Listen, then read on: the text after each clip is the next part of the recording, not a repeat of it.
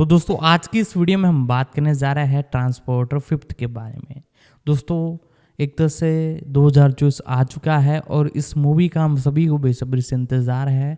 तो इसी मूवी के बारे में आपको सारी कुछ जानकारी देगी, क्या हमें 2024 में देखने को मिलेगी या 25 में देखने को मिलेगी, क्या है सारी कुछ अपडेट, ये जानने के लिए आप इस वीडियो को देखते रहे। साथ ही साथ इसके पिछले जितने भी पार्ट हैं उनमें से किसी भी पार्ट पर यदि आपको एक्सप्लेनेशन की वीडियो, फैक्ट, डिटेल अपडेट किसी की भी वीडियो चाहिए तो आप कमेंट कर सकते हो, या और भी किसी मूवी के बारे में आपको जानना हो तो आप कमेंट कर सकते हो।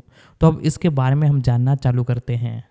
ट्रांसपोर्टर 5, जिसे ट्रांसपोर्टर 5 के नाम से भी जाना जाता है, एक 2024 की एक्शन थ्रिलर फिल्म है जो कैमिली डेल्मरे द्वारा निर्देशित और बिल कोलाज, एडम कूपर और ल्यूक बेसन द्वारा लिखित है। ये रीबूट और ट्रांसपोर्टर फ्रेंचाइजी की चौथी फिल्म। इसमें फ्रैंक मार्टिन के रूप में Ed Skrein, Ray Stevenson, Loan Chabanol, Gabriella Wright, Tatiana Pajkovic, Yu Wenxia, Radivoje Bukvic, Len Kudrjawizki, Anatole Taubman और नोएमी लेनोयर शामिल हैं। फिल्म में रैंक खुद को अन्ना चबनोल द्वारा रचित एक बैंक डकैती और अपहरण की साजिश में फंसा हुआ पाता है। चौथी ट्रांसपोर्टर फिल्म में मूल फ्रेंचाइजी स्टार जेसन स्टैथम को शामिल करने की योजना बनाई गई थी, जिन्हें अतिरिक्त किश्तों के निर्माण के लिए यूरोपाकॉप के साथ 3 फिल्मों का सौदा करने की पेशकश की गई थी। स्टैथम के साथ बातचीत विफल होने के बाद स्क्रेन को काम पर रखा गया और फ्रेंचाइजी को फिर से शुरू किया गया, जिसमें पहली 3 फिल्मों से कोई वापसी करने वाला कलाकार नहीं था। मुख्य फोटोग्राफी पेरिस में हुई। ट्रांसपोर्टर रिफ्यूल्ड को नाटकीय रूप से 4 सितंबर 2015 को संयुक्त राज्य अमेरिका में और 5 दिन बाद यूरोपाकॉप द्वारा फ्रांस में रिलीज किया गया था। यह मुख्य रूप से यूरोपाकॉप द्वारा वितरित पहली ट्रांसपोर्टर फिल्म है। फिल्म को आलोचकों से नकारात्मक समीक्षा मिली, जिन्होंने पटकथा की आलोचना की और इसे अन्य ट्रांसपोर्टर फिल्मों की तुलना में कमजोर पाया। इसने दुनिया भर में $72 और 60 सेंट मिलियन की कमाई की।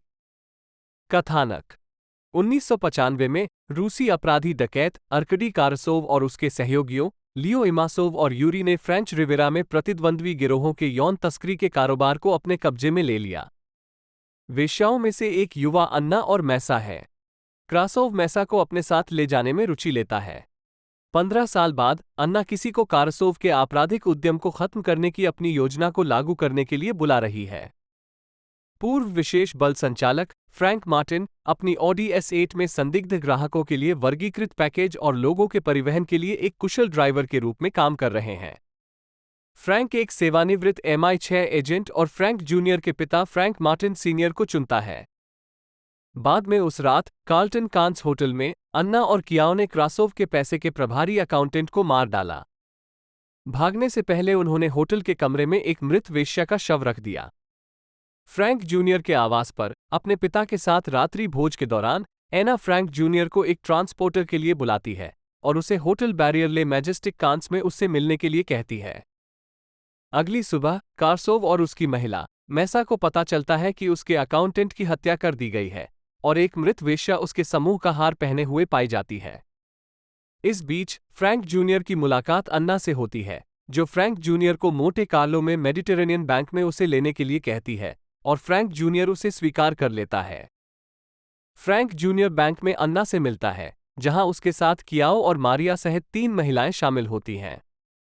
संदेह होने पर फ्रैंक महिलाओं को कार से बाहर निकलने के लिए कहता है, लेकिन वे फ्रैंक जूनियर को सहयोग करने के लिए मजबूर करने के लिए उसे बंदूक और उसके पिता को बंदूक की नोक पर पकड़े जाने का एक लाइव वीडियो दिखाकर धमकाते हैं।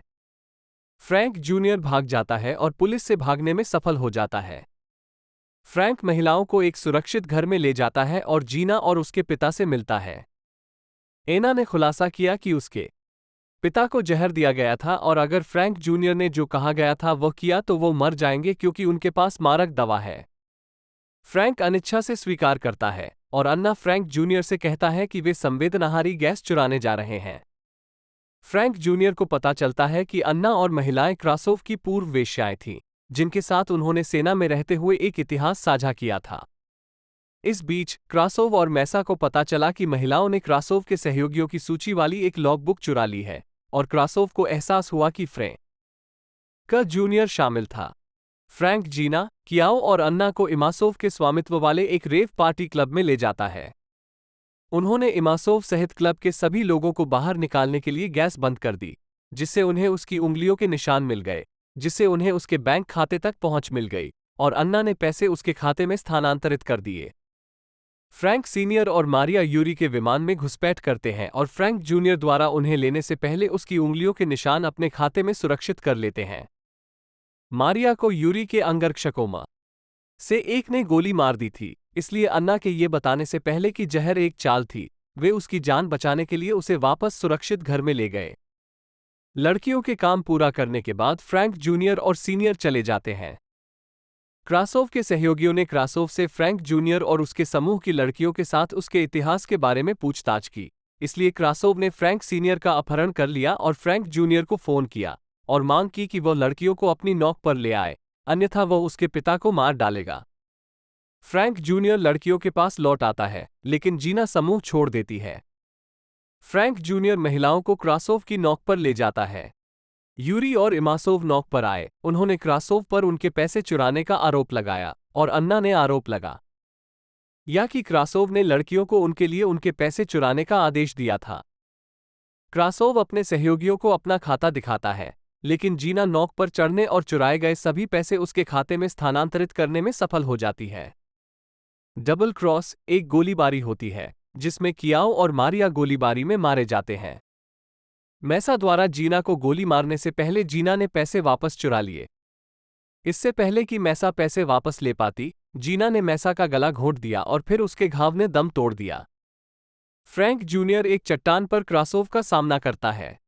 अन्ना हस्तक्षेप करता है, क्रासोव को गोली मारता है और सके शरीर को समुद्र में गिरा देता है। फ्रैंक जूनियर अन्ना को अपना बदला लेने का जीवन छोड़ने के लिए मनाता है और अन्ना वहां से चली जाती है। एक महीने बाद एना चुराए गए पैसे को अपने दोस्तों के परिवारों और फ्रैंक जूनियर और सीनियर को बांट देती है। कास्ट करें। फ्रैंक मार्टिन जूनियर के रूप में एड स्क्रेन, एक पूर्व भाड़े का अनुबंध चालक, जिसे मुख्य रूप से ट्रांसपोर्टर के रूप में जाना जाता है। फ्रैंक मार्टिन सीनियर, एक सेवानिवृत्त गुप्त एजेंट और फ्रैंक के पिता के रूप में रे स्टीवेंसन। अन्ना के रूप में लोन चबनॉल, 4 भागी हुई यौन दासियों में से एक, जो फिल्म की घटनाओं से 15 साल पहले की एक घटना के लिए कारसोव से बदला लेना चाहती है। जीना के रूप में गैब्रिएला राइट, अन्ना की दोस्त और 4 भगोड़ी सेक्स गुलामों में से एक, जो कारसोव के खिलाफ निकली थी। मारिया के रूप में तात्जाना पाचकोविच, अन्ना की दोस्त और 4 भगोड़ी सेक्स गुलामों में से एक। कियाओ के रूप में यू वेंक्सिया, अन्ना की दोस्त और 4 भगोड़ी सेक्स गुलामों में से एक। रेडिवोजे बुकविक एसआर अर्कडी कारसोव के रूप में एक शक्तिशाली रूसी डकैत जिसने फ्रैंक के पिता, साथ ही फ्रैंक के पूर्व भाई बहन का अपहरण कर लिया था और फिल्म की घटनाओं से 15 साल पहले हुई घटना के लिए जिम्मेदार था, जिसमें अन्ना और शामिल थे। उसके दोस्त। मैसा के रूप में नोआमी लेनोएर। लियो इमासोव के रूप में लेन कुद्रजाविस्की, अपने बैंकों को लूटने के लिए अन्ना की हिटलिस्ट में दूसरा व्यक्ति, जो नाइट क्लब नृत्य पार्टियों की मेजबानी करता है। यूरी के रूप में यूरी कोलोकोलनिकोव, उनके बैंकों को लूटने के लिए अन्ना की हिटलिस्ट में तीसरा व्यक्ति है और उसके पास एक विमान है। इंस्पेक्टर बैक्टॉय के रूप में समीर गोएस्मी। स्टैनिस्लाव टर्गिन के रूप में अनातोले ट्यूबमैन। उत्पादन 2013 के कांस फिल्म फेस्टिवल में यूरोपाकॉप और चीन की फंडामेंटल फिल्म्स के सह निर्माण और शीर्षकों के वितरण के साथ एक नई तरह की घोषणा की गई थी। 4-5 प्रत्येक फिल्म का बजट संभवतः 25 यूरो मिलियन से 30 यूरो मिलियन के बीच होगा और कम से कम एक फिल्म की शूटिंग चीन में की जाएगी।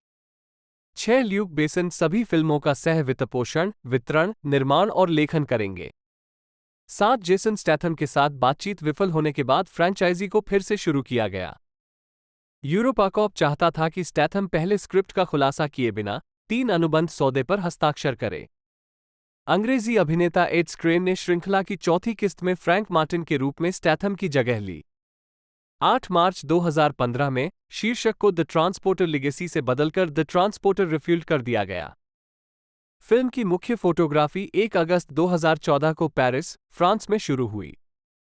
9-10-1112 रिलीज। ये फिल्म पहले 6 मार्च 2015 को रिलीज होने वाली थी। 9-5 नवंबर 2014 को यूरोपाकॉप ने फिल्म को 19 जून 2015 को रिलीज करने के लिए स्थानांतरित कर दिया। 13-1 अप्रैल 2015 को यूरोपाकॉप ने फिल्म को फिर से 4 सितंबर 2015 पर ले जाया। 14 बॉक्स ऑफिस। ट्रांसपोर्टर रिफ्यूल्ड ने संयुक्त राज्य अमेरिका और कनाडा में $16 मिलियन और अन्य क्षेत्रों में $56 और 60 सेंट मिलियन की कमाई की, जिससे दुनिया भर में कुल $72 और 60 सेंट मिलियन की कमाई हुई। 18.3 मिलियन अमेरिकी डॉलर के साथ इसका सबसे बड़ा क्षेत्र चीन था। 15 उत्तरी अमेरिका में अपने शुरुआती सप्ताहांत में फिल्म ने $7 और 40 सेंट मिलियन की कमाई की और बॉक्स ऑफिस पर चौथे स्थान पर रही। ये चीन में अपने शुरुआती सप्ताहांत में CN 69 और 80 सेंट मिलियन की कमाई के साथ चौथे स्थान पर था। 16 आलोचनात्मक प्रतिक्रिया। आइकन।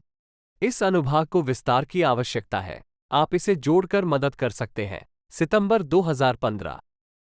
ट्रांसपोर्टर रिफ्यूल्ड को आलोचकों से नकारात्मक समीक्षा मिली है। रोटेन टोमाटोज पर फिल्म को 104 समीक्षाओं के आधार पर 15% की अनुमोदन रेटिंग मिली है, जिसकी औसत रेटिंग 3.8/10 है। साइट की आलोचनात्मक सहमति में लिखा है, द ट्रांसपोर्टर रिफ्यूल्ड के पास कुछ अच्छे एक्शन दृश्यों के अलावा देने के लिए बहुत कम है, जिससे इस रिबूट का शीर्षक उद्देश्य की पुनरावृत्ति की तुलना में इच्छाधारी सोच जैसा लगता है।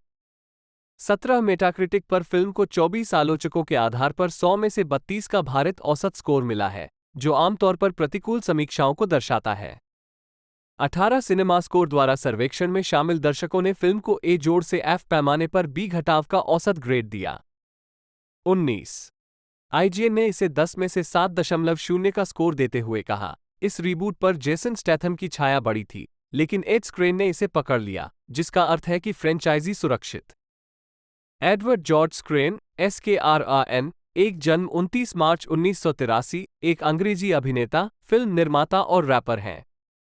उन्हें सुपरहीरो कॉमेडी फिल्म डेडपूल 2016 में खलनायक फ्रांसिस फ्रीमैन अजाक्स के रूप में पहचान मिली। उन्होंने the transporter refuelled 2015, Elita, battle angel 2019 और मिडवे 2019 फिल्मों में भी अभिनय किया। प्रारंभिक जीवन। एडवर्ड जॉर्ज स्क्रेन का जन्म 29 मार्च 1983 को लंदन के कैम्डेन बोरो में हुआ था, और वे वहीं और लंदन के अन्य बोरो जैसे कि हारिंगी और इस्लिंगटन में पले बढ़े। उनके दादा दादी वियना से ऑस्ट्रिया यहूदी शरणार्थी थे, जो 1930 के दशक में नाजियों से बचने के लिए इंग्लैंड चले गए थे। उनकी दादी किंडर ट्रांसपोर्ट पर आईं। 2, 3, 4, 5 उन्होंने फोर्टिसमेयर स्कूल में पढ़ाई की। 3 फिर ब्यामशो स्कूल ऑफ आर्ट से फाइन आर्ट पेंटिंग में BA के साथ स्नातक की उपाधि प्राप्त की। 6 करियर। संगीत। 2004 में स्क्रेन ने रिकॉर्ड लेबल डेंटेड रिकॉर्ड्स के तहत एक 3 ट्रैक EP जारी किया। 2007 में उन्होंने अपना पहला album the Eat Up release किया। उन्होंने foreign beggars, Asian dub foundation, plan B, डबलेज और डॉक ब्राउन सहित कई कलाकारों के साथ सहयोग किया है। उस वर्ष बाद में स्क्रेन ने समूह ए स्टेट ऑफ माइंड के साथ एक सहयोगी EP प्री-एम्प्टिव नॉस्टैल्जिया जारी किया। 2009 में स्क्रेन ने रैपर डॉक्टर सिंटेक्स के साथ मिलकर स्कैरिंटैक्स नाम से सहयोगी एल्बम सीन स्टीलर्स लाया। 7 अभिनय। स्क्रेन ने अपने अभिनय की शुरुआत प्लान B की लघु फिल्म मिशेल से की। 8 स्क्रेन को उनकी पहली मुख्य भूमिका प्लान B के इल मैनर्स में मिली। स्क्रेन ने टेलीविजन श्रृंखला गेम ऑफ थ्रोन्स के तीसरे सीजन में डारियो नाहरिस की भूमिका निभाई। हालांकि सीरीज के चौथे सीजन में उनकी जगह डच अभिनेता माइकल हुइसमैन ने ले ली। स्क्रेन का कहना है कि शो छोड़ना उनकी पसंद नहीं थी। 2014 में स्क्रेन को द ट्रांसपोर्टर रिफ्यूल्ड में जेसन स्टैथम की जगह मुख्य भूमिका में लिया गया था। हालांकि फिल्म की आलोचना की गई, लेकिन उनके अभिनय की प्रशंसा की गई। 101112132016 में स्क्रेन ने ब्लॉकबस्टर एक्शन फिल्म डेडपूल में मुख्य खलनायक अजाक्स की भूमिका निभाई। 14152017 में स्क्रेन ओशन विजडम के आई कॉन्टैक्ट संगीत वीडियो में बुरे आदमी की भूमिका निभाते हुए भी दिखाई दिए। 16 2018 में स्क्रेन ने नताली डॉमर और स्टेसी मार्टिन के साथ मनोवैज्ञानिक बदला थ्रिलर इन डार्कनेस में अभिनय किया। प्रमुख फोटोग्राफी 2016 की शुरुआत में शुरू हुई। 17 वह हेलबॉय रीबूट में बैन डेमियो 18 एक जापानी अमेरिकी चरित्र के रूप में अभिनय करने वाले थे। अपनी कास्टिंग पर विवाद के बाद स्क्रेन ने ट्विटर पर घोषणा की कि वह इस उम्मीद में भूमिका से हट रहे हैं कि उचित जातीयता के अभिनेता को कास्ट किया जाएगा। 192021 8 नवंबर 2019 को उन्होंने रोलैंड एमरिच की ब्लॉकबस्टर फिल्म मिडवे में अभिनय किया, जिसमें Mandy Moore, Patrick Wilson, Luke Evans, Aaron Eckhart, Nick Jonas, Dennis Quaid और वुडी हैरेल्सन सह कलाकार थे। 2-2, 2-3, 2-4, 2-5, 2-6, 2-7। 2022 में स्क्रेन ने I used to be famous में विंस के रूप में अभिनय किया। 28-29 द गार्जियन के लिए लिखते हुए लेस्ली फेल्पेरिन ने फिल्म को 3/5 स्टार दिए, इसे मधुर स्वभाव वाला लेकिन पूर्वानुमानित कॉमेडी ड्रामा कहा। 30 लेखन एवं निर्देशन। स्क्रेन ने लघु drama film little river run 2020 लिखी और निर्देशित की, जो उनके इंस्टाग्राम पेज के माध्यम से जारी की गई थी। 31 व्यक्तिगत जीवन। स्क्रेन का एक बेटा है जिसका जन्म 2011 में अमेरिका में हुआ था। उन्होंने मां की पहचान का खुलासा नहीं किया है। उनके 3 बच्चे हैं, जैसा कि उनकी अगली फिल्म रेबेल मून के प्रचार के लिए एक साक्षात्कार में पता चला। 32 स्क्रेन 12 साल की उम्र से ग्रीनविच लीजर लिमिटेड के लिए तैराकी कोच रहे हैं, कैलेडोनियन रोड और आर्कवे में अवकाश केंद्रों पर काम करते हैं। 3-3-3-4-3-5 डिस्कोग्राफी। Studio album. शीर्षक विवरण। The Eat Up. Release 2007। Label Dented Records. प्रारूप सीडी डिजिटल डाउनलोड। विस्तारित नाटक। शीर्षक विवरण। Mind Out Once Upon a Screen. Release 2004। Label Dented Records. प्रारूप सीडी डिजिटल डाउनलोड। पूर्व खाली उदासीनता मन की स्थिति के साथ। रिलीज 2007। Label Dented Records. प्रारूप सीडी डिजिटल डाउनलोड। दृश्य चुराने वाले डॉक्टर सिंटेक्स के साथ। रिलीज 2009। Label Screentex. प्रारूप CD digital download. Filmography. Loan चबनोल जन्म 30 दिसंबर 1982-12 एक फ्रांसीसी अमेरिकी अभिनेत्री, कलाकार और मॉडल हैं।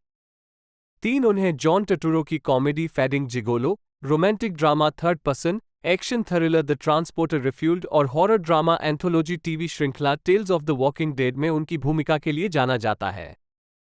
जीवन और करियर। लोन चबनोल का जन्म 30 दिसंबर 1982 को पेरिस, फ्रांस 2 में हुआ था।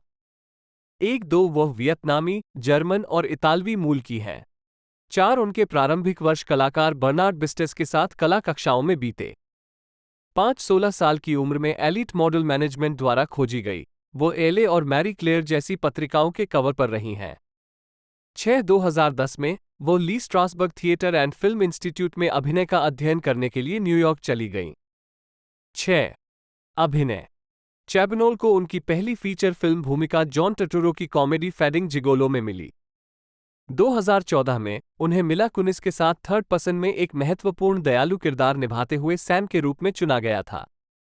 7 2015 में उन्हें द ट्रांसपोर्टर रिफ्यूल्ड में मुख्य फीमेल फेटल के रूप में चुना गया था।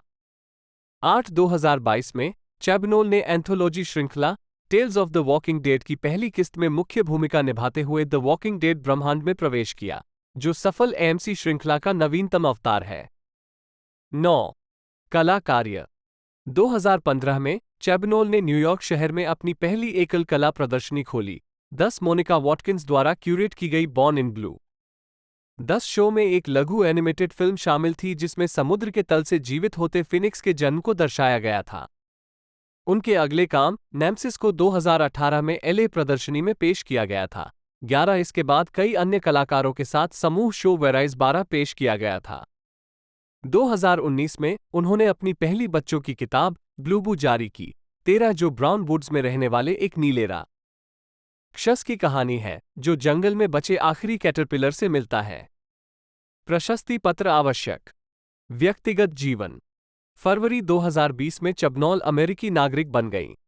14 फिल्मोग्राफी। गैब्रिएला राइट जन्म 19 जून 1982 एक अंग्रेजी अभिनेत्री और मॉडल हैं, जिन्हें द ट्यूडर्स श्रृंखला में फ्रांस की रानी Claude, film The Perfect Husband में वियोला और action thriller the transporter refuelled में जीना की भूमिका के लिए जाना जाता है। अपने अभिनय और मॉडलिंग करियर के अलावा वो एक मानवतावादी और कार्यकर्ता हैं, जिन्होंने लिंग आधारित हिंसा और आत्महत्या की रोकथाम पर कई अंतर्राष्ट्रीय अभियानों में योगदान दिया है। प्रारंभिक जीवन। राइट का जन्म 19 जून 1982 को लंदन के स्टॉक न्यूइंगटन में एक मूर्तिकार और चित्रकार पॉल डेविड राइट और एक शिक्षिका और लेखिका एनी कैथरीन राइट के घर हुआ था। दो उनके भाई बहन पॉलेट और पास्कल राइट हैं। वो 12 साल की उम्र में अपने माता पिता के साथ फ्रांस चली गईं और अंग्रेजी साहित्य और सामाजिक अर्थशास्त्र में स्नातक की उपाधि प्राप्त की। वह वर्तमान में लॉस एंजल्स में रहती हैं। राइट के अभिनय प्रशिक्षकों में सुसान बैटसन और जैक गारफिन शामिल हैं। प्रशस्ति पत्र आवश्यक। अभिनय करियर। 2004 में राइट ने विजय सिंह द्वारा निर्देशित फिल्म $1 करी में अपनी पहली मुख्य भूमिका निभाई।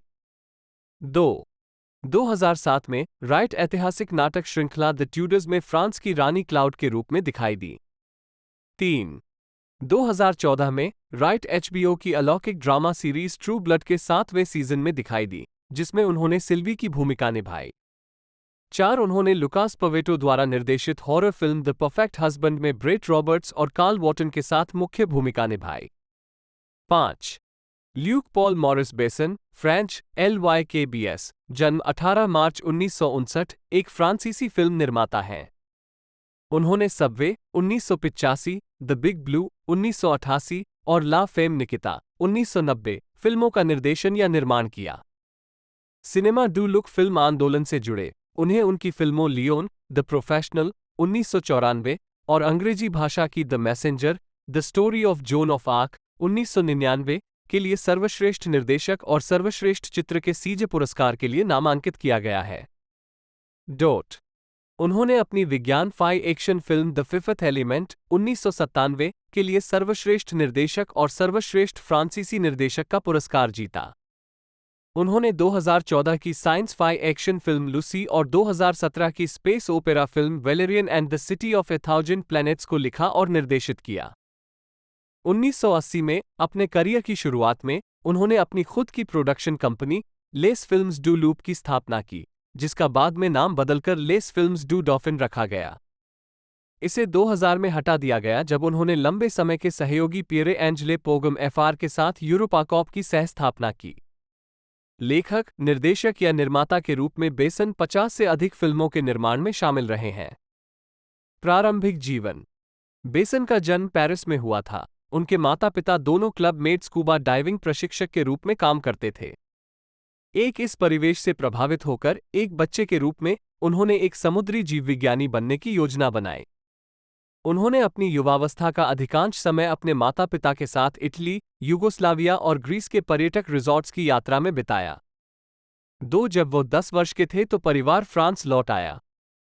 उनके माता पिता का तलाक हो गया और दोनों ने दोबारा शादी कर ली। इसके बारे में उन्होंने कहा, उन्होंने इंटरनेशनल हेरल्ड ट्रिब्यून में कहा, यहाँ 2 परिवार हैं और मैं किसी ऐसी चीज का एकमात्र खराब स्मारिका हूं जो काम नहीं करती। और अगर मैं गायब हो जाऊं तो सब कुछ सही है। अस्तित्व का क्रोध यहीं से आता है। मुझे कुछ करना होगा, अन्यथा मैं मरने जा रहा हूं। 17 साल की उम्र में बेसन के साथ एक गोताखोरी दुर्घटना हुई जिसके कारण वो गोता लगाने में असमर्थ हो गया। 2000 में द गार्जियन के साथ एक साक्षात्कार में उन्होंने बताया कि इसने उनके करियर की पसंद को कैसे प्रभावित किया। मैं 17 साल का था और मैं सोच रहा था कि मैं क्या करने जा रहा हूं। इसलिए मैंने कागज का एक टुकड़ा लिया और बाईं ओर मैंने वो सब कुछ डाल दिया जो मैं कर सकता था या जिसके लिए मेरे पास कौशल था, और वे सभी चीजें जो मैं नहीं कर सकता था। पहली पंक्ति छोटी थी और मैं देख सकता था कि मुझे लिखना पसंद है, मुझे छवियां पसंद है, मैं बहुत सारी तस्वीरें ले रहा था। इसलिए मैंने सोचा कि शायद फिल्में अच्छी होंगी, लेकिन मैंने सोचा कि वास्तव में जानने के लिए मुझे एक सेट पर जाना चाहिए। और मेरा एक दोस्त एक लड़के को जानता था जिसका भाई एक लघु फिल्म में तीसरा सहायक था। ये सच है। इसलिए मैंने कहा, ठीक है, चलो सेट पर चलते हैं। इसलिए मैं सेट पर गया। अगले दिन मैं अपनी माँ से मिलने वापस गया और उन्हें बताया कि मैं फिल्में बनाने जा रहा हूं और स्कूल बंद कर दूंगा और अलविदा। और मैंने ऐसा किया। इसके तुरंत बाद मैंने एक लघु फिल्म बनाई और यह बहुत बहुत बुरा था। मैं ये साबित करना चाहता था कि मैं कुछ कर सकता हूं, इसलिए मैंने एक लघु फिल्म बनाई। वास्तव में यही मेरी मुख्य चिंता थी, ये दिखाने में सक्षम होना कि मैं कुछ कर सकता हूं। 5 करियर। बेसन ने कथित तौर पर किशोरावस्था में ही ले ग्रैंड ब्लू के पहले ड्राफ्ट पर काम किया था। बोरियत के कारण उन्होंने कहानियां लिखना शुरू कर दिया, जिसमें बाद में द फिफ्थ एलिमेंट 1997 के रूप में विकसित हुई उनकी पृष्ठभूमि भी शामिल थी, जो उनकी सबसे लोकप्रिय फिल्मों में से एक थी। 6 जो कि किशोरावस्था में उनके द्वारा पढ़ी गई फ्रांसीसी कॉमिक पुस्तकों से प्रेरित थी। उन्होंने अमेरिकी पटकथा लेखक रॉबर्ट मार्क कामन के साथ इस विज्ञान कथा थ्रिलर की पटकथा का निर्देशन और सह लेखन किया। 7 18 साल की उम्र में बेसन अपने जन्मस्थान पेरिस लौट आए, जहां उन्होंने फिल्म उद्योग को समझने के लिए फिल्म में छोटी-मोटी नौकरियां की। उन्होंने क्लाउड फेराल्डो और पैट्रिक ग्रैंड-पैरेट सहित निर्देशकों के सहायक के रूप में काम किया। उन्होंने 3 लघु फिल्में, एक कमीशन डॉक्यूमेंट्री और कई विज्ञापनों का निर्देशन किया। 8 इसके बाद वो 3 साल के लिए संयुक्त राज्य अमेरिका चले गए, लेकिन पेरिस लौट आए, जहां उन्होंने अपनी खुद की प्रोडक्शन कंपनी बनाई। उन्होंने पहले इसका नाम लेस फिल्म्स डू लाउप रखा, फिर इसे बदलकर लेस फिल्म्स डू डॉफिन कर दिया। 1980 के दशक की शुरुआत में बेसन ने एरिक सेरा से मुलाकात की और उनसे अपनी पहली लघु फिल्म एल अवंत डनियर के लिए स्कोर बनाने के लिए कहा। बाद में उन्होंने सेरा से अन्य फिल्मों के लिए संगीत तैयार करवाया। 20वीं सदी के उत्तरार्ध से बेसन ने कई एक्शन फिल्में लिखी और निर्मित की हैं, जिनमें टैक्सी श्रृंखला 1998-2007, ट्रांसपोर्टर श्रृंखला 2002-2008, रॉबर्ट मार्क कामन के साथ एक और सहयोग, और जेट ली की फिल्में किस ऑफ द ड्रैगन शामिल हैं। और उजागर उनकी अंग्रेजी भाषा की फिल्में टेकन, टेकन 2 और टेकन 3, जो कामन के साथ सह लिखित थीं और लियाम नीसन द्वारा अभिनीत थीं, बड़ी सफल रही हैं। टेकन 2 सबसे ज्यादा कमाई करने वाली निर्यात फ्रांसीसी फिल्म बन गई है। उद्धरण वांछित बेसन ने पेरिस 2012 ओलंपिक बोली के लिए प्रचार फिल्म का निर्माण किया। 9 2000 कांस फिल्म महोत्सव में बेसन ने अपनी फिल्म द फिफ्थ एलिमेंट 1997 के लिए सर्वश्रेष्ठ निर्देशक के लिए लूमियरिस पुरस्कार 10 और सर्वश्रेष्ठ निर्देशक के लिए सीजर पुरस्कार जीता। 11 उन्हें उनकी फिल्मों लियोन, द प्रोफेशनल 1994, 12 और the messenger, the story of Joan of Arc 1999 के लिए सर्वश्रेष्ठ निर्देशक और सर्वश्रेष्ठ पिक्चर सेसर पुरस्कार के लिए नामांकित किया गया था। 13 फ्रांसीसी अभिनेता जीन रेनो बेसन की कई फिल्मों में दिखाई दिए हैं, जिनमें le dernier combat 1983, 14 subway 1985, 1-5-16 the big blue 1988, 1-7 la fame Nikita शामिल हैं 1990 और Leon, the professional 1994। 16 cinema du look Raphael Besson और गाय ऑस्टिन जैसे आलोचक बेसन को सिनेमा डू लुक आंदोलन में एक महत्वपूर्ण व्यक्ति के रूप में उद्धृत करते हैं। 1980 के दशक से 1990 के दशक की शुरुआत तक निर्मित एक विशिष्ट, अत्यधिक दृश्य शैली। सबवे 1985, द बिग ब्लू 1988 और ला फेम निकिता 1990 सभी को इसी शैलीगत स्कूल का माना जाता है। ये शब्द आलोचक राफेल बासन द्वारा 1989 में ला रिव्यू डू सिनेमा एंड डिग्री 449 में एक निबंध में गढ़ा गया था।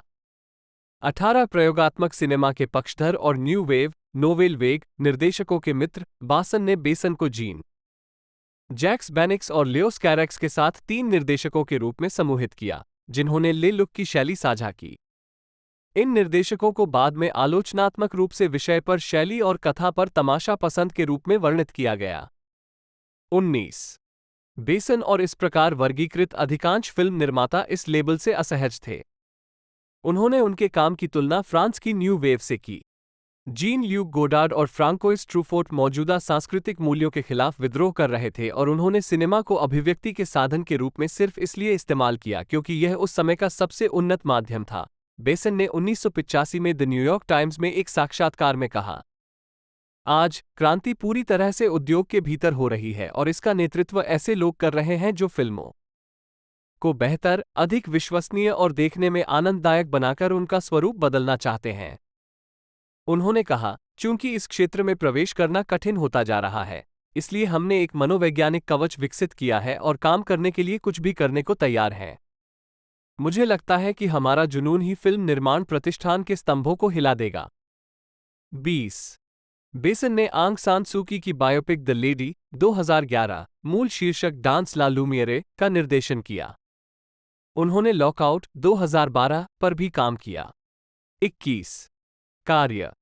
बेसन की कई फिल्मों ने आलोचनात्मक नहीं तो लोकप्रिय सफलता हासिल की है। ऐसी ही एक रिलीज थी ले ग्रैंड ब्लू।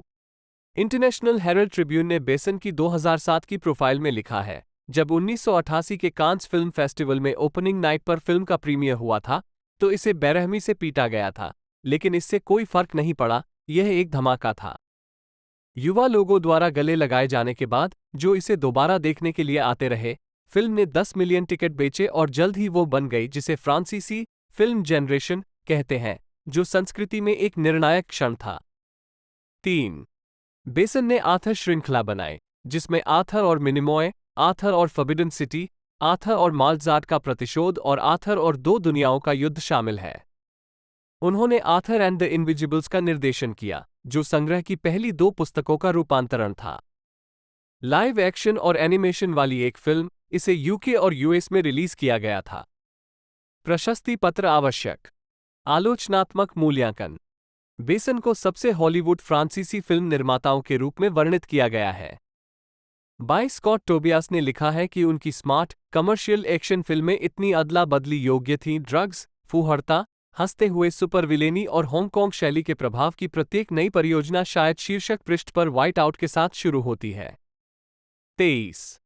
अमेरिकी फिल्म समीक्षक आर्मंड व्हाइट ने एक्शन फिल्म को निखारने और क्रांति लाने के लिए बेसन की प्रशंसा की है, जिन्हें वो सर्वश्रेष्ठ फिल्म निर्माताओं में से एक मानते हैं। उन्होंने लिखा कि बेसन ने अपने पात्रों के संघर्ष को मानवीय पतन के प्रति कर्तव्यनिष्ठ प्रतिरोध के रूप में चित्रित किया है। 24. व्यक्तिगत जीवन। बेसन की 4 बार शादी हो चुकी है, सबसे पहले 1986 में अभिनेत्री एनी पेरिलाउड से।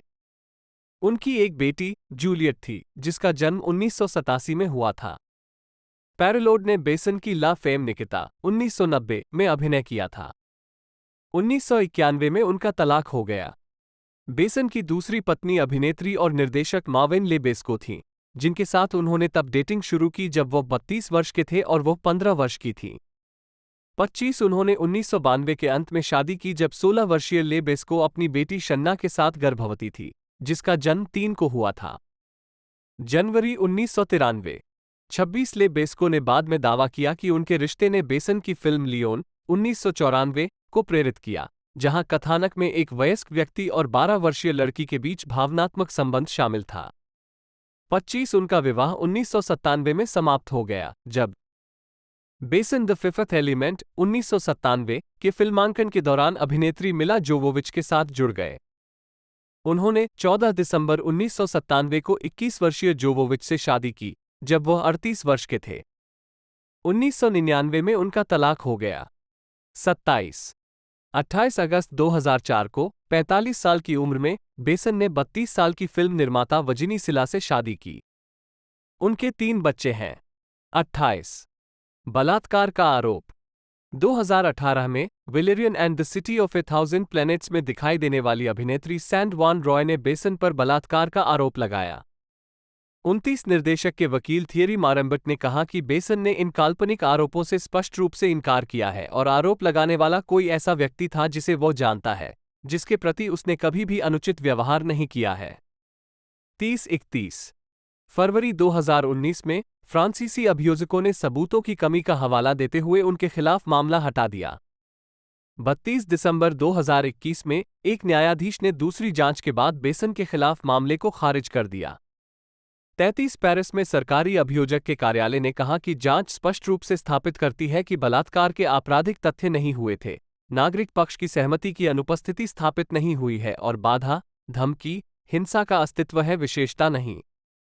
34 अप्रैल 2022 में वैन रॉय ने मामले के प्रभारी मजिस्ट्रेट के खिलाफ शिकायत दर्ज कराई। 35 जून 2023 में फ्रांस की सर्वोच्च न्यायिक अदालत कोर्ट ऑफ कैसेशन के एक फैसले के बाद बेसन को सभी आरोपों से निश्चित रूप से बरी कर दिया गया था।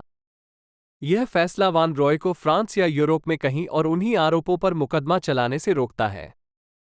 36 एक पूर्व सहायक, सिटी डू सिनेमा स्टूडियो के 2 छात्र और बेसन के यूरोपा कॉप के एक पूर्व कर्मचारी सहित कई अन्य महिलाएं, जो सभी गुमनाम रहना चाहती थीं, ने निर्देशक द्वारा अनुचित यौन व्यवहार का वर्णन किया।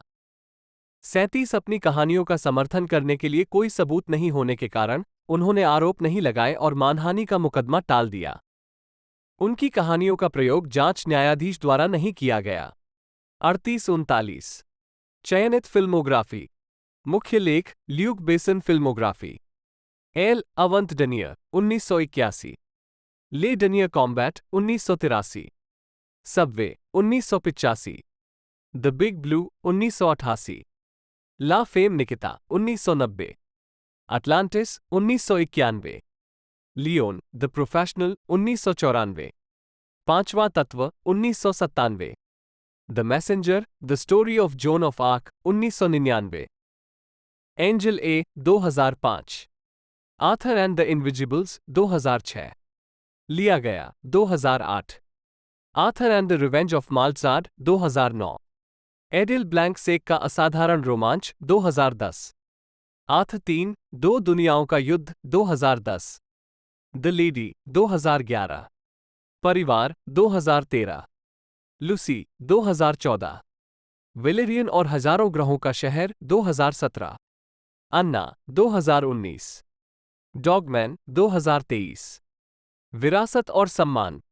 बेसन के पुरस्कारों में 1983 में ले डनियर कॉम्बैट के लिए Brussels international festival of fantasy film critics पुरस्कार, Fantasporto audience jury award special mention, सर्वश्रेष्ठ निर्देशक और सर्वश्रेष्ठ फिल्म शामिल हैं। Italian national syndicate of film journalist silver ribbon सर्वश्रेष्ठ निर्देशक विदेशी फिल्म, ला फेम निकिता के लिए 1990, सर्वश्रेष्ठ ब्रिटिश फिल्म के लिए अलेक्जेंडर कोर्डा पुरस्कार, नील बाय माउथ 1997 और द फिफ्थ एलिमेंट 1997 के लिए सर्वश्रेष्ठ निर्देशक सीजर पुरस्कार। 7. बेसन को 2016 में इंकपॉट पुरस्कार से सम्मानित किया गया था। 40. Film company. मुख्य लेख यूरोपाकॉप। 2000 में बेसन ने पियरे एंजले पोगम के साथ यूरोपाकॉप की सह स्थापना करके अपनी प्रोडक्शन कंपनी को हटा दिया, जिसके साथ उन्होंने 1985 से अक्सर काम किया था। ले पोगम तब गोमोट के साथ वितरण निदेशक थे। यूरोपाकॉप ने अंतर्राष्ट्रीय वितरण के साथ कई अंग्रेजी भाषा की फिल्मों के आधार पर मजबूत वृद्धि हासिल की है। इसकी पेरिस, नॉर्मंडी और हॉलीवुड में उत्पादन सुविधाएं हैं, और यह जापान और चीन में वितरण साझेदारी स्थापित कर रहा है। संगीत वीडियो। पुल मरीन, इसाबेल अदजानी 1983, मोन लीजियोनियर, सर्ज गेंसबर्ग 1988, क्यू मोन कुरलाचे, माइलिन फॉर्मर 1992, लव प्रोफ्यूशन, मैडोना 2003, ल इम्पेसे, केरी जेम्स, आई फील एवरीथिंग, कारा डेलेविंग ने 2017। रॉबर्ट मार्क कामेन, जन्म 9 अक्टूबर 1947, एक अमेरिकी पटकथा लेखक हैं, जिन्हें द कराटे किड फ्रेंचाइज के निर्माता के रूप में जाना जाता है। साथ ही फ्रांसीसी फिल्म निर्माता ल्यूक बेसन के साथ उनके बाद के सहयोग के लिए भी जाना जाता है, जिसमें द फिफ्थ एलिमेंट, मूल रूप से तैयार, की पटकथा भी शामिल है। बेसन और ट्रांसपोर्टर और टेकन फ्रेंचाइजी। अब वह कैलिफोर्निया के सोनोमा के पास अपने अंगूर के बागानों से वाइन का उत्पादन करते हैं। प्रारंभिक जीवन और शिक्षा। कामेन का जन्म 1947 में हुआ था। वो न्यूयॉर्क शहर के ब्रोंक्स में पले बढ़े। उन्होंने 1969 में न्यूयॉर्क विश्वविद्यालय से स्नातक की उपाधि प्राप्त की। 2 उन्होंने अपनी PhD प्राप्त की पेंसिल्वेनिया विश्वविद्यालय से अमेरिकी अध्ययन में। 3 करियर।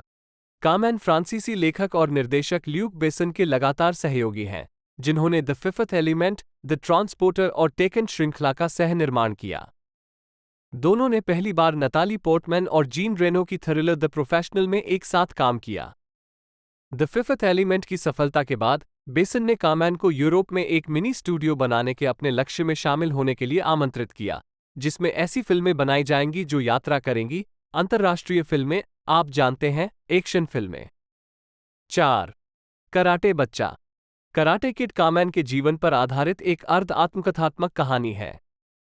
जब कामेन 17 वर्ष के थे, तब 1964 के न्यूयॉर्क विश्व मेले के बाद गुंडों के एक गिरोह ने उनकी पिटाई कर दी थी। इस प्रकार उन्होंने अपनी रक्षा के लिए मार्शल आर्ट का अध्ययन करना शुरू कर दिया। 5 कामेन अपने पहले शिक्षक से नाखुश थे, जिन्होंने मार्शल आर्ट को हिंसा और बदला लेने के उपकरण के रूप में पढ़ाया था। 5 वह एक ऐसे शिक्षक के अधीन ओकिनावान गोजू रयू कराटे का अध्ययन करने के लिए आगे बढ़े, जो अंग्रेजी नहीं बोलता था, लेकिन खुद चोजुन मियागी का छात्र था। 5 एक हॉलीवुड पटकथा लेखक के रूप में कामैन का मार्गदर्शन फ्रैंक प्राइस ने किया था, जिन्होंने उन्हें बताया था कि निर्माता जेरी वेंट्राब ने एक एकल मां के छोटे बच्चे के बारे में एक समाचार लेख का विकल्प चुना था, जिसने पड़ोस के गुंडों के खिलाफ खुद का बचाव करने के लिए ब्लैक बेल्ट अर्जित किया था। इसके बाद कामैन ने अपनी जीवन कहानी को समाचार लेख के साथ जोड़ा और द कराटे किड की पटकथा तैयार करने के लिए दोनों का उपयोग किया। 5. डीसी कॉमिक्स में कराटे किड नामक एक पात्र था। फिल्म निर्माताओं को पहली फिल्म और उसके बाद के सीक्वल के लिए शीर्षक का उपयोग करने के लिए 1984 में डीसी कॉमिक्स से विशेष अनुमति प्राप्त हुई। 6. अंगूर के बागान 1980 में अपनी पहली पटकथा, जो कभी निर्मित नहीं हुई थी, के लिए $135,000 का भुगतान करने के बाद कामैन ने कैलिफोर्निया के सोनोमा काउंटी में सोनोमा के उत्तर में मायाकामास पहाड़ों के पश्चिमी ढलानों पर 280 एकड़ चट्टानी भूमि खरीदने के लिए चेक का उपयोग किया। उन्होंने 1981 में 46 एकड़ में अंगूर का बाग बनाने के लिए शराब उत्पादक फिल कोटुरी को काम पर रखा था। 1984 में पहला अंगूर स्थानीय वाइन निर्माताओं को बेचा गया था। 1996 में आग लगने से आधा अंगूर का बाग नष्ट हो गया। कामैन ने अंगूर के बाग को दोबारा लगाया और 1999 में उन्होंने अपनी पहली कामैन ब्रांडेड वाइन कैबरनेट सॉविग्नॉन को बोतलबंद किया। 2002 में कामैन ने अपनी वाइन तैयार करने के लिए मार्क हेरोल्ड को काम पर रखा। 7. जॉर्ज रेमंड स्टीवेंसन 25 मई 1964 21 मई 2023 एक उत्तरी आयरिश अभिनेता थे। उन्होंने फिल्म किंग आर्थर 2004 में डागोनेट और टेलीविजन श्रृंखला रोम 2005-2007 में टाइटस पुलो की भूमिका निभाई। उन्होंने 2 मार्वल कॉमिक्स पात्रों को चित्रित किया, पुनिशर वॉर जोन 2008 में फ्रैंक कैसल द पनिशर और मार्वल सिनेमैटिक यूनिवर्स 2011-2017 में the super hero squad show और वॉलस्टैग। उनकी अन्य फिल्मों में किल द आयरिशमैन 2011 शामिल है, जहां उन्होंने डकैत डैनी ग्रीन की भूमिका निभाई, द थ्री मस्कीटियर्स 2011 और आरआरआर 2022, जहां उन्होंने खलनायक गवर्नर स्कॉट की भूमिका निभाई। उनकी टेलीविजन भूमिकाओं में डेक्स्टर के 7वें सीजन में यूक्रेनी डकैत इसाक सिरको, ब्लैक सेल्स के 3रे और 4थे सीजन में ब्लैकबीट, स्टार वार्स रिबेल्स और star wars the clone Wars में गार सैक्सन को आवाज देना और अहसोका में बेलन स्कोल को चित्रित करना शामिल है। स्टीवेंसन की शादी 8 साल तक अंग्रेजी अभिनेत्री रूथ जेमेल से हुई थी और इतालवी मानव विज्ञानी एलिसबेटा कारासिया से उनके 3 बेटे थे। स्टीवेंसन की मृत्यु 21 मई 2023 को हुई। मृत्यु का कोई कारण सामने नहीं आया है। प्रारंभिक जीवन जॉर्ज रेमंड स्टीवेंसन का जन्म 25 मई 1964 को उत्तरी आयरलैंड के काउंटी एंट्रीम के लिस्बन में हुआ था। वह एक ब्रिटिश पिता और एक आयरिश मां से पैदा हुए 3 बेटों में से दूसरे थे। उनके पिता रॉयल एयरफोर्स के पायलट थे। वह 8 साल की उम्र में अपने परिवार के साथ इंग्लैंड चले गए, पहले न्यूकैसल अपॉन टाइन के लैमिंगटन क्षेत्र में और बाद में सीटन डेलावल में बस गए। उन्होंने डिजाइन कोर्स के लिए Bath Lane college, Newcastle upon Tyne और फिर Bristol Old Vic theatre school में दाखिला लिया और 29 साल की उम्र में स्नातक की उपाधि प्राप्त की। उद्धरण वांछित करियर फिल्म स्टीवेंसन ने अपनी फिल्म की शुरुआत द थ्योरी ऑफ फ्लाइट 1998 में एक जिगोलो के रूप में की, जिसे हेलेना बोनहम कार्टर के चरित्र को उसकी वर्जिनिटी खोने में मदद करने के लिए काम पर रखा गया था। 2002 में उन्होंने लघु फिल्म नो मैन्स लैंड में अभिनय किया, जो लंदन फिल्म स्कूल से स्नातक होने से पहले अभिनेता निर्देशक एडवर्ड हिक्स की एंटीपोडल तस्वीर थी। प्रथम विश्व युद्ध के दौरान सेट की गई 12 मिनट की फिल्म में स्टीवेंसन ने एक अनुभवी निजी व्यक्ति का किरदार निभाया था, जो युद्ध के दौरान नो मैन्स लैंड में फंसे और अलग थलग पाए जाने के बाद एक नौसिखिया अधिकारी डेविड बिर्कीन को सुरक्षित वापस लाने में मदद करने के लिए मजबूर होता है। यह प्रेस का 2004 में उन्होंने किंग आर्थर में डैगोनेट की भूमिका निभाई, जो गोलमेज का एक शूरवीर था जो अपने साथियों के लिए अपना जीवन बलिदान कर देता है। 2 फिल्म में उनकी पहली प्रमुख भूमिका स्कॉटिश हॉरर फिल्म आउटपोस्ट 2008 में थी, जिसमें उन्होंने पूर्वी यूरोप में एक बंकर में नाजी लाशों के खिलाफ खड़े एक भाड़े के सैनिक को चित्रित किया था। उसी वर्ष उन्होंने पुनिशर व र जोन में फ्रैंक कैसल द पुनिशर की भूमिका निभाई, जो एक पूर्व संयुक्त राज्य मरीन था जो अपने परिवार की हत्या के बाद सतर्क हो गया था। 2010 में उन्होंने कॉमेडी द अदर गाइज में एक प्रतिपक्षी की भूमिका निभाई। 2 2011 में Stevenson to kill the Irishman the war that crippled the mafia नामक पुस्तक पर आधारित फिल्म किल द आयरिशमैन में दिखाई दिए, जिसमें आयरिश भीड़ के मालिक डैनी ग्रीन की भूमिका निभाई, जिसने 1970 के दशक के दौरान इतालवी अमेरिकी क्लीवलैंड अपराध परिवार पर हमला किया था। 3 उन्होंने 2011 की मार्वल फिल्म थॉर में थॉर के भरोसेमंद साथियों में से एक वोल्स्टैग की भूमिका निभाई। उस वर्ष भी उन्होंने पॉल डब्ल्यूएस एंडरसन के द थ्री मस्कीटर्स के रूपांतरण में पोथोस की भूमिका निभाई। 2 उन्होंने 2013 में रिलीज हुई जी.आई. जो रिटेलिएशन में जुगनू की भूमिका निभाई। वो फिनिश अमेरिकी थ्रिलर फिल्म बिग गेम में दिखाई दिए। 4 2014 में उन्होंने द डाइवर्जेंट सीरीज की पहली किताब पर आधारित फिल्म डाइवर्जेंट में अभिनय किया। उन्होंने मार्च 2015 में रिलीज हुई sequel the Divergent series Insurgent और मार्च 2016 में रिलीज हुई द डाइवर्जेंट सीरीज एलिगेंट में अपनी भूमिका दोहराई।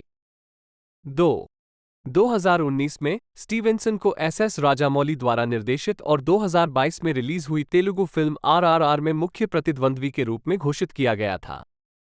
इसने भारतीय सिनेमा में उनकी शुरुआत की। 5. टेलीविजन। स्टीवेंसन ने BBC HBO सीरीज रोम में दिग्गज टाइटस पुलो की भूमिका निभाई। उनके अन्य टेलीविजन कार्यों में waking the dead, Murphy's law में अतिथि भूमिका और सिटी सेंट्रल और एट होम विद द ब्रेथवेट्स में मुख्य भूमिकाएं शामिल थीं। 6 वह 1995 में सम काइंड ऑफ लाइफ और the return of the native सहित टीवी फिल्मों में भी दिखाई दिए। उनके कुछ शुरुआती हिस्से कैथरीन कुकसन की 2 फिल्मों में थे, द डिविलिंग प्लेस 1994 और the tide of life 1996। 2 Stevenson ने the super hero squad show में एक आवाज अभिनेता के रूप में पुनिशर की अपनी भूमिका को दोहराया और 2012 में डेक्स्टर के 7वें सीजन में इसाक सिरको की भूमिका निभाई। 24 मार्च 2015 को निर्माताओं द्वारा ये घोषणा की गई थी कि स्टीवेंसन स्टार श्रृंखला ब्लैक सेल्स के पात्र एडवर्ड टीच के रूप में शामिल होंगे। 7. स्टीवेंसन 2022 में रिलीज हुई प्रशंसित श्रृंखला दास बूट के सीजन 3 में कमांडर जैक स्विनबर्न के रूप में भी दिखाई दिए। स्टार वार्स सेलिब्रेशन 2023 में स्टीवेंसन को डिज्नी जोड़ पर पहली बार शुरू होने वाली एक लघु श्रृंखला अहसोका में डार्क जेडी बायलान स्कोल की भूमिका निभाने की घोषणा की गई थी। 9 स्टीवेंसन के निधन के बाद श्रृंखला की शुरुआत के बाद स्टीवेंसन का स्कोल जल्दी ही प्रशंसकों का पसंदीदा बन गया। 10/11 स्टीवेंसन की ओर से एक साक्षात्कार में श्रोता डेव फिलोनी ने कहा कि जब उन्हें स्कोल को खलनायक की भूमिका निभाने के लिए कहा गया तो स्टीवेंसन ने कहा, मैं ऐसा नहीं सोचता, मैं कहता हूं, ठीक है, मैं सराहना करता हूं कि आप ऐसा नहीं सोचते हैं, और बायलान यह नहीं सोचेगा कि वो खलनायक है, लेकिन आप इसमें खलनायक हैं, और वो कहता है, हम देखेंगे। यह एक तरह से उत्तम था। 12 स्टीवेंसन ने अपने चरित्र के लाइट्सबेयर हिल्ट के डिजाइन पर भी इनपुट दिया। 13 अहसोका में स्टीवेंसन के प्रदर्शन को आलोचकों से भी काफी प्रशंसा मिली। मेट्रो ने उनके काम को संपूर्ण स्टार वार्स श्रृंखला के मुख्य आकर्षणों में से एक के रूप में वर्णित किया। 14 जबकि कोलाइडर ने स्टीवेंसन को एक अपरिहार्य गंभीरता के रूप में वर्णित किया और कहा कि उन्होंने चरित्र निर्माण में एक मास्टर क्लास दिया। 13 स्टेज। स्टीवेंसन के मंचीय कार्य में 2000 में यॉर्क मिंस्टर में यॉर्क मिस्ट्री प्ले में यीशु मसीह की भूमिका निभाना शामिल था। 2001 में उन्होंने लिंडसे डंकन और माइकल मेलोनी के साथ लंदन के अल्बर्टी थिएटर में केविन एलियट के नाटक माउथ टू माउथ में रोजर की भूमिका निभाई।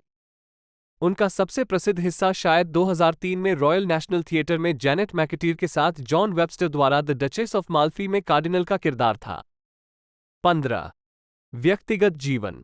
1997 में स्टीवेंसन ने लंदन में अंग्रेजी अभिनेत्री रूथ जे मिल से शादी की।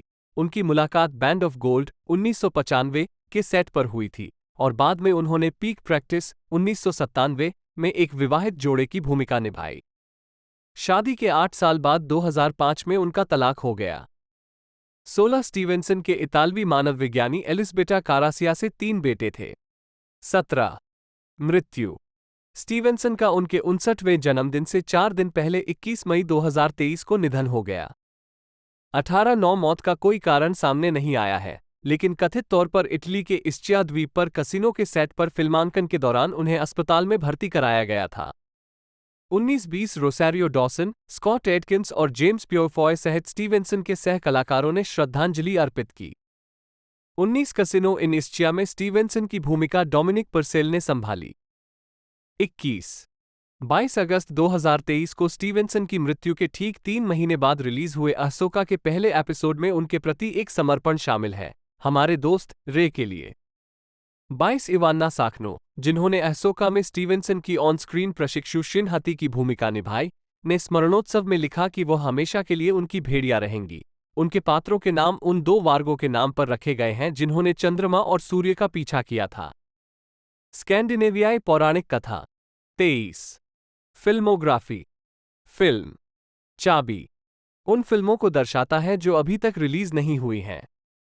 वर्ष शीर्षक भूमिका टिप्पणियां 1998 उड़ान का सिद्धांत gigolo 2, 1999 G M T Greenwich mean time Mr Hardy 3, 2002 किसी की भूमि नहीं लघु फिल्म, 2004 किंग आर्थर डागोनेट 2, 2008 चौकी डीसी 2, दंड देने वाला युद्ध क्षेत्र Frank castle punish 2, 2009 Cirque du freak the vampire's assistant Murlough 2, 2010 Eli की बुक रेड रिज 2, अन्य लोग रोजर वेस्ले 2, 2011 आयरिशमैन को मार डालो डैनी ग्रीन 3 यू वेंगसिया चीनी यू वे किया पिनाइन यू वेंगसिया, जन्म 6 अगस्त 1989, एक चीनी अभिनेत्री, टीवी होस्ट, गायिका, मॉडल और ब्यूटी क्वीन है, जिन्होंने इनर मंगोलिया के ऑडो सिटी में मिस वर्ल्ड 2012 जीता था, जो दूसरी चीनी नागरिक थी। 2007 में झांग जिलिन के बाद ऐसा करें। 1. प्रारंभिक जीवन और शिक्षा। किसान माता पिता की 2 बेटियों में से दूसरी, उनका जन्म 6 अगस्त 1989 को पूर्वोत्तर चीन के हेलोंगजियांग के शांगजी में हुआ था। यू बचपन में गायक बनने और संगीत और प्रकृति की कक्षाओं का आनंद लेने का सपना देखता था। उद्धरण वांछित उन्होंने हार्बिन विश्वविद्यालय में चीनी लोक संगीत में 4 साल का विश्वविद्यालय पाठ्यक्रम पूरा किया।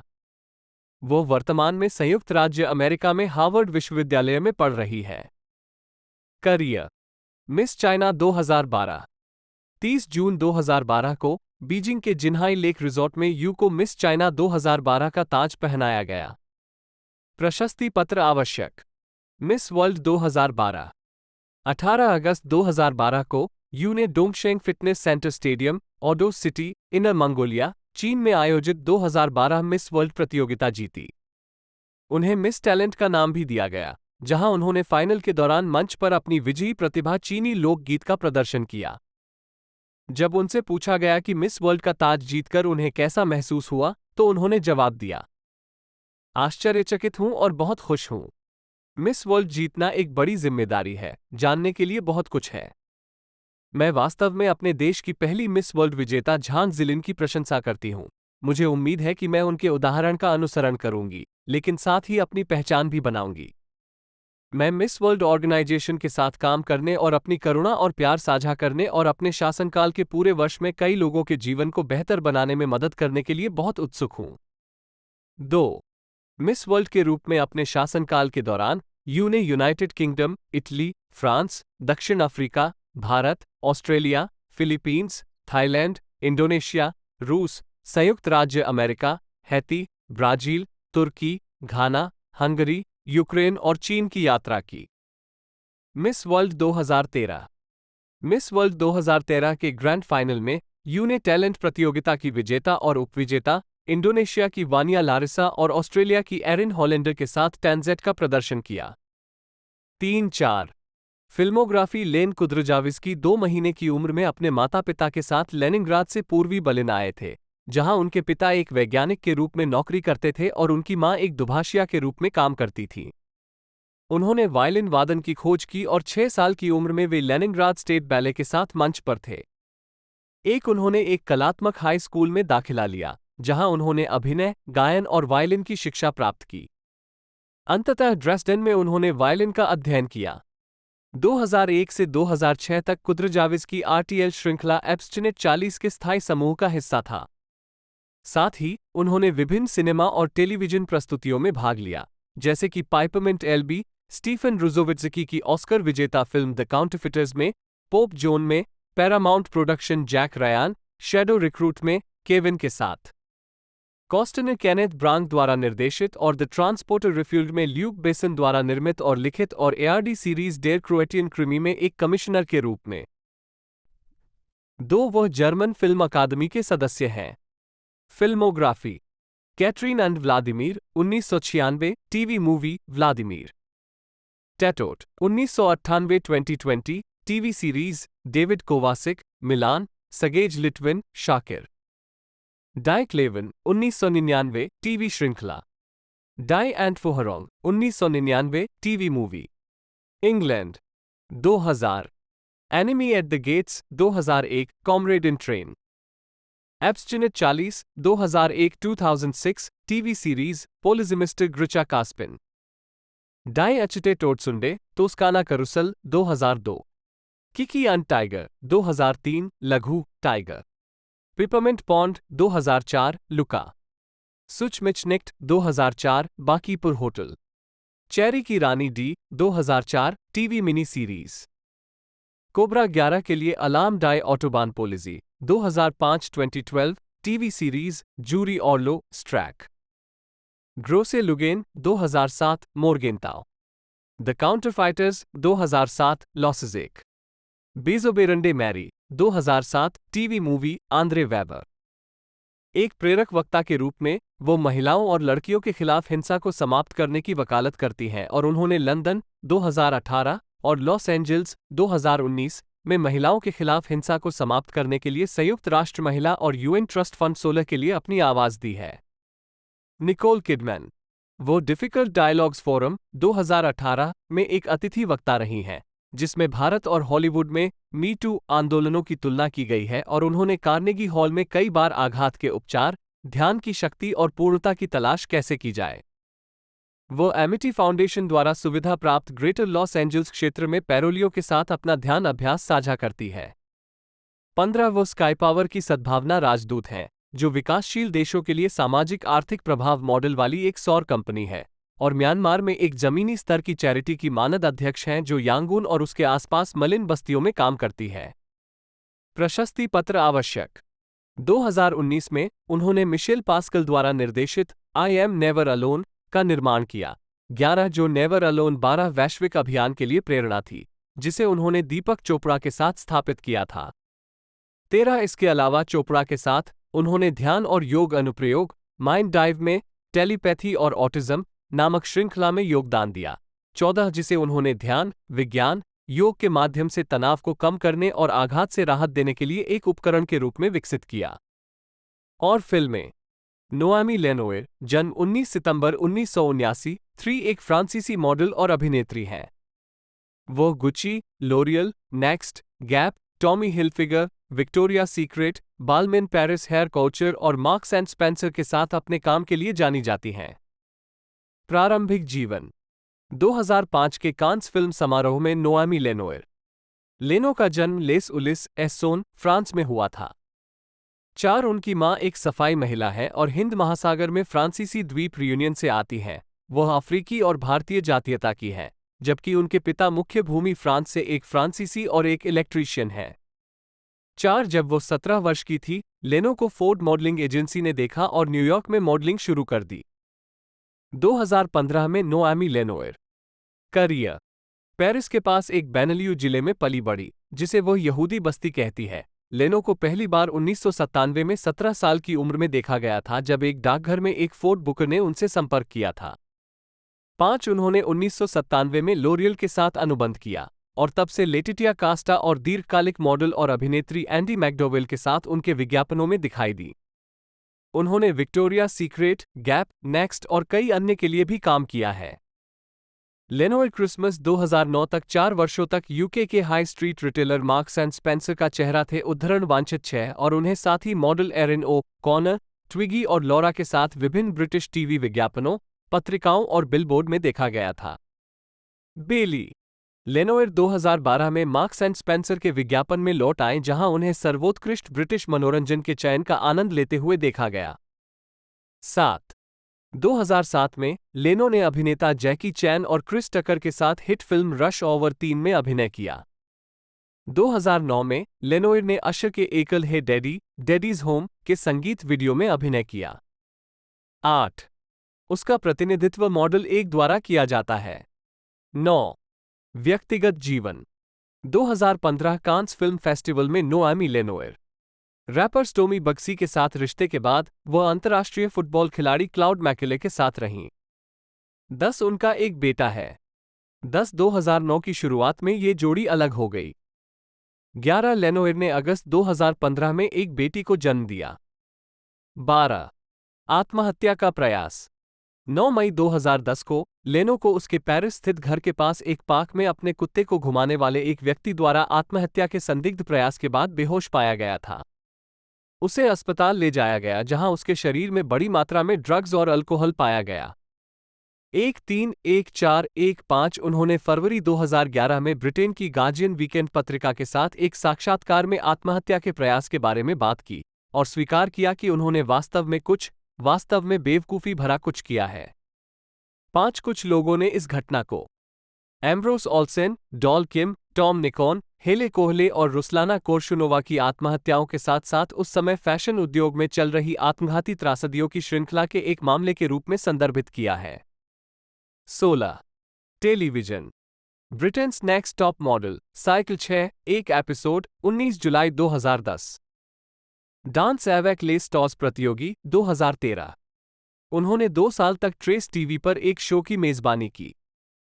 वो 2009 के सभी 3 मार्क्स और स्पेंसर क्रिसमस टीवी विज्ञापनों में दिखाई देती हैं, जो आयरलैंड और यूनाइटेड किंगडम दोनों में प्रसारित होते हैं। अलेक्जेंड्रे अजारिया को उनके उपनाम रेप्लिकेंट के नाम से भी जाना जाता है। जन्म 3 सितंबर 1967, एक फ्रांसीसी संगीतकार, गीतकार और संगीतज्ञ हैं। वो वर्तमान में केवल अपने नाम से ही हस्ताक्षर करते हैं। बैंड में अजारिया ने 1980 के दशक में बैंड में संगीतकार के रूप में शुरुआत की। वो फ्रांसीसी रॉक बैंड ले क्री डे ला माउचे में थे। 1996 में कुछ समय के लिए वो गिटार वादक के रूप में प्रसिद्ध फ्रांसीसी बैंड इंडोचाइन का हिस्सा बने। उन्होंने बैंड के लिए एल्बम वैक्स का सह लेखन और सह निर्माण किया और इसके तुरंत बाद 1997 में छोड़ दिया। तो दोस्तों पिछली जो मूवी हमें देखने को मिली थी तकरीबन 4 पार्ट इस मूवी के देखने को मिल चुके हैं इस यूनिवर्स के अंदर, तो वो 2019 के अंदर तकरीबन हमें देखने को मिली थी और उसके बाद बहुत लंबे अरसे के बाद इसका जो 5वां पार्ट है वो प्रोडक्शन में आया है। तो अंदाज़ा लगाया जा रहा है 2025 तक ये हमें देखने को मिलेगा। अभी एक जैसे कोई पोस्टर या टीज़र आउट नहीं किया गया है। जैसे कोई आगे जानकारी मिलती हैं तो मैं आपको बताता रहूँगा हमारे चैनल के द्वारा। तो चैनल को सब्सक्राइब कर ले और बेल आइकन ऑल पर सेट करें। तो आज की इस वीडियो में दोस्तों इतना ही, मिलते हैं अगले वीडियो में।